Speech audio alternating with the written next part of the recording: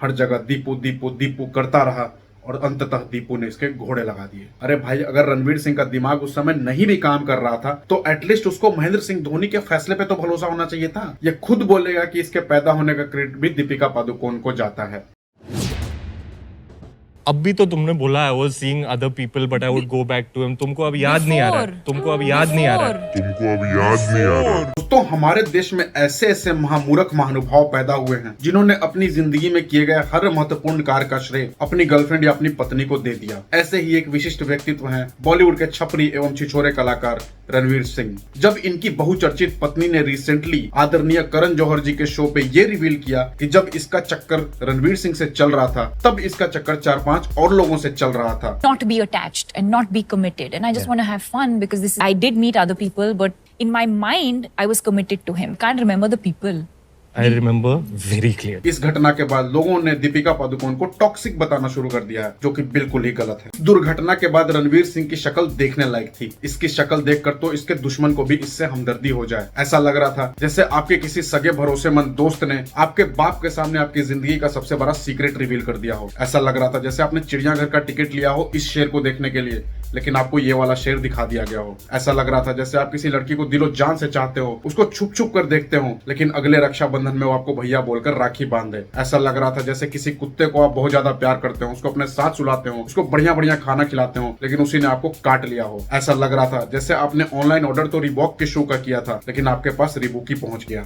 अब जो लोग इसको टॉक्सिक बता रहे हैं उनको मैं बता देना चाहता हूँ कि जिस औरत ने बहुत साल पहले अपना कैरेक्टर खुद ही दुनिया को बता दिया हो, उस पर बार बार उंगली उठाकर उसको अच्छाई की ओर प्रेरित करना व्यर्थ है। इसके बेचारे पति ने अपने सारे अवार्ड्स का क्रेडिट इसको दे दिया, अपनी जिंदगी में बहुत कुछ हासिल किया उसका क्रेडिट इसको दे दिया। आपसे शादी करने के बाद देखो, you really are my lucky charm for making my life beautiful and making it worth living. यहाँ तक कि इसके कपड़े पहनकर अलग अलग टीवी शोज पर गया शर्म हया को भूलकर। मुझे तो लगता है कि ये नंगा भी अपनी बीवी के कहने पे ही हुआ होगा। आइए अब इस औरत का इतिहास देखते हैं। बहुत साल पहले एक वीडियो आई थी दीपिका पादुकोण की, जिसमें इसने कहा था my body my choice, My body, my mind, my choice. My life my choice. मतलब मैं अपने शरीर के साथ कुछ भी करूं, इट्स माई चॉइस। मैं जैसे भी कपड़े कहीं भी पहनूं, it's my choice.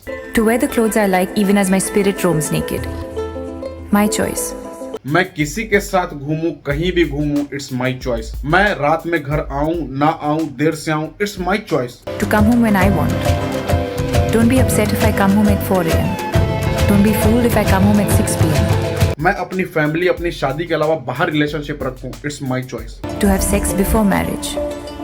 To have sex outside of marriage. My choice. अब जिस औरत की सोच इतनी घटिया हो उसको सिर्फ टॉक्सिक बोलना कहाँ की समझदारी है। ऐसी वाहियात औरत को हर चीज का क्रेडिट देने वाले रणवीर सिंह को ये भी याद नहीं रहा इसकी जिंदगी और इसके पैदा होने में इसके माँ बाप का भी योगदान है। थोड़ा समय दीजिए, ये खुद बोलेगा कि इसके पैदा होने का क्रेडिट भी दीपिका पादुकोण को जाता है। हालांकि इसके बायोलॉजी टीचर ने इसको बड़े अच्छे से समझाया होगा, लेकिन अंधे प्यार में पड़े इंसान को हिस्ट्री, ज्योग्राफी, बायोलॉजी कहाँ याद रहता है। वो अपनी बीबी या गर्लफ्रेंड की बायोलॉजी में ही खोया रहता है और उसी पे रिसर्च और एक्सपेरिमेंट करता रहता है। हर जगह दीपू दीपू दीपू करता रहा और अंततः दीपू ने इसके घोड़े लगा दिए। रणवीर सिंह इसको क्रेडिट देता रहा, ये क्रेडिट खाती रही और फाइनली इसने इस छिछोरे, इस चंपू के शो पर आकर पब्लिकली उल्टी कर दी। I did meet other people, but can't remember the people.